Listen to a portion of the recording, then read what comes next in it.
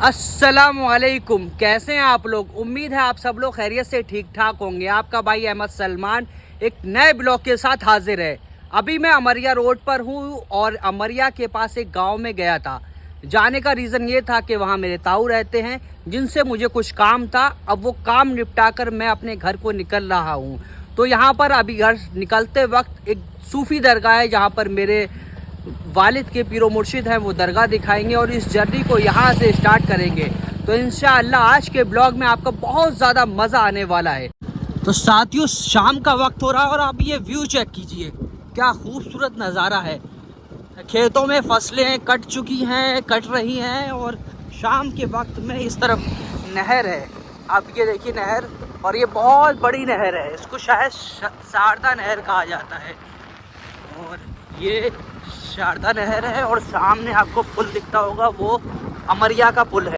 तो साथियों, नेचर के बीच में अलग ही मज़ा आता है। नेचर से याद आया, आज 10 अक्टूबर है। आज के दिन वर्ल्ड मेंटल हेल्थ डे मनाया जाता है पूरी दुनिया में।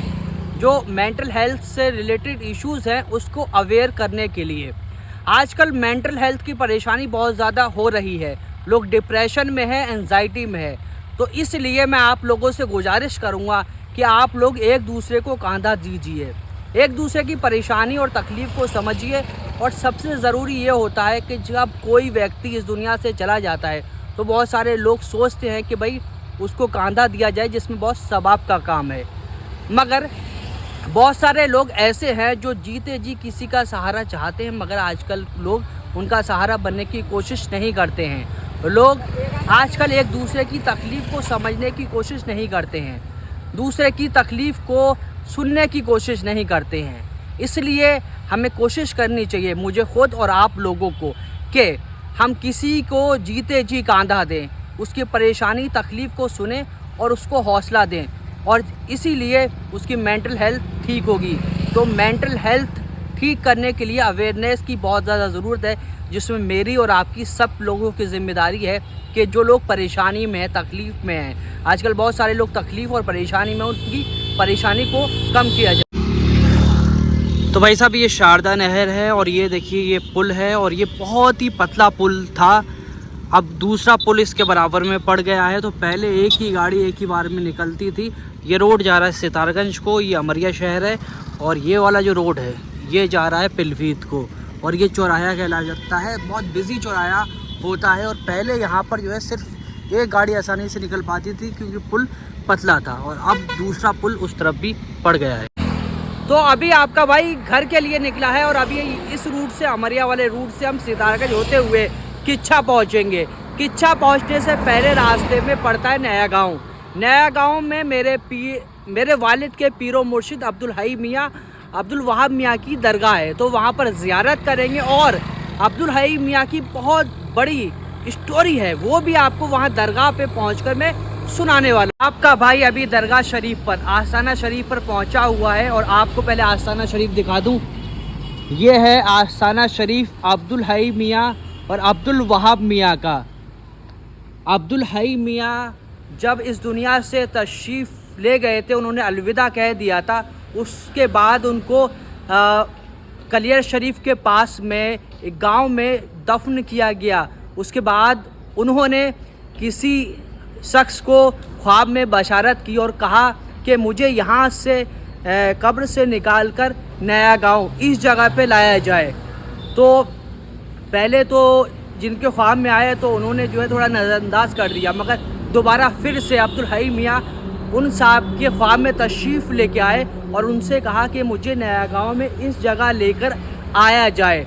तो फिर तकरीबन 6 महीने के बाद कब्र मुबारक से हज़रत अब्दुल हई मियाँ को निकाला गया और फिर यहाँ लाके दफन किया गया।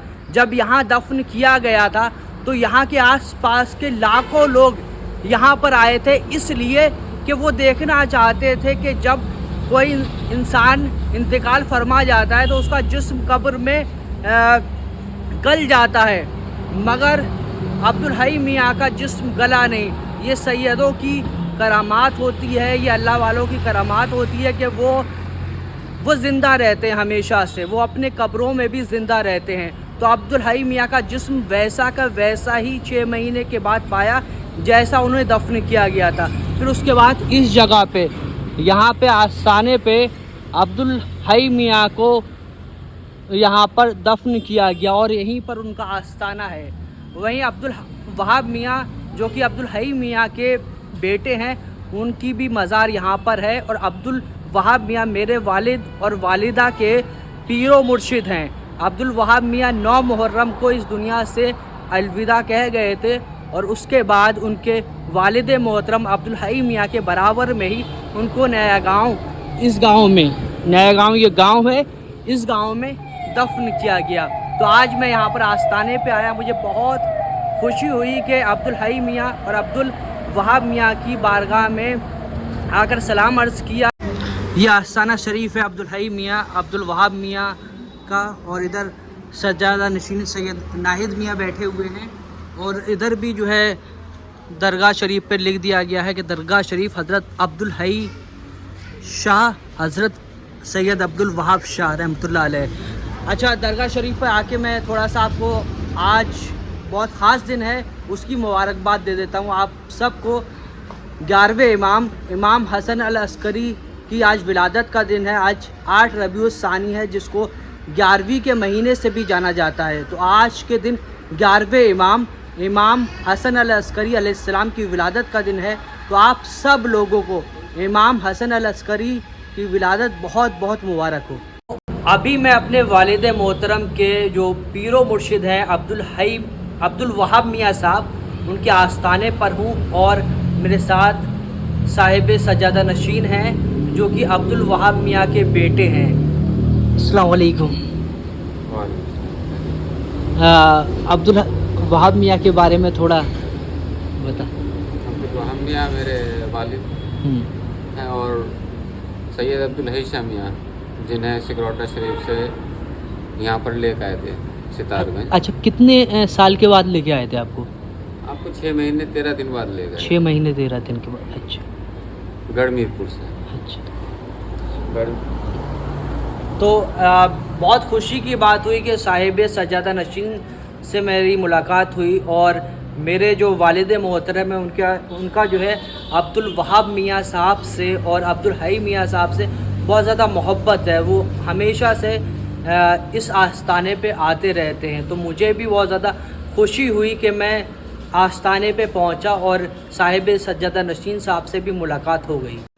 अल्हम्दुलिल्लाह, अल्लाह के करम से आपका भाई सही सलामत अभी घर पहुंचा है। तो साथियों, इस ब्लॉग को यहीं पर एंड करेंगे। इंशाल्लाह अगले ब्लॉग में फिर आपसे मुलाकात होगी और अगला ब्लॉग बहुत ही शानदार होने वाला है, क्योंकि अभी मैं गाड़ी में बैठा हुआ हूं और हम लोग, मैं और मेरे कुछ साथी, हम जा रहे हैं कलियर शरीफ दरगाह पे ज़ियारत करने के लिए। तो आपको पूरा दरगाह शरीफ की ज़ियारत कराएंगे और साथ ही जो है पूरी जर्नी का ब्लॉग देने वाले हैं। तो आप हमारे चैनल को सब्सक्राइब कर लीजिए और इस ब्लॉग को यहीं एंड करते हैं। इंशाल्लाह अगले ब्लॉग में फिर आपसे मुलाकात करते हैं। खुदा हाफिज़।